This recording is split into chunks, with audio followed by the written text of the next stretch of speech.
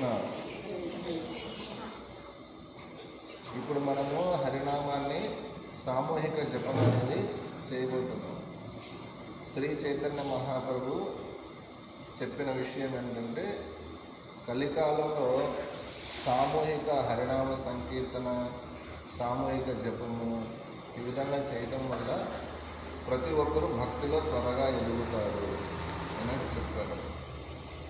మనము ఒంటరిగా జపం చేయడం కన్నా భక్తులందరితో కూర్చొని జపం చేసినప్పుడు మన మనసు ఆ జపం పట్ల ఏకాగ్రత పెంచుకునే అవకాశం అనేది ఉంటుంది. ఒంటరిగా చేసినప్పుడు మనసులో ఏవేవో ఆలోచనలు వస్తే ఆలోచనలు వెంబడి మనము వెళ్తాం. కానీ అందరిలో ఉన్నప్పుడు బిగ్గరగా మన పక్కన వాళ్ళు కూడా హరే కృష్ణ మంత్రం చెబుతూ ఉంటే పక్కకు వెళ్ళిన మనసు కూడా మళ్ళీ మంత్రం పైకి వస్తుంది.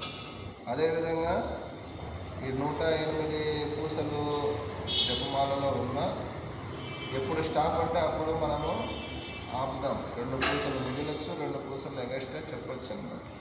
కాబట్టి కరెక్ట్గా చేయాలి అనే భావంతో, శ్రద్ధతో, ఏకాగ్రతతో చేసేదానికి ఇది ఉపయోగపడుతుంది. కాబట్టి ఎప్పుడు స్టాప్ అంటే మీరు అప్పుడు ఆపాలి. ఎన్ని పూసలు మిగిలినాయో మీరు తెలియచేయాలి. ఆ విధంగా ఏకాగ్రతతో జపం చేయడానికి ఇది సహకరిస్తుంది.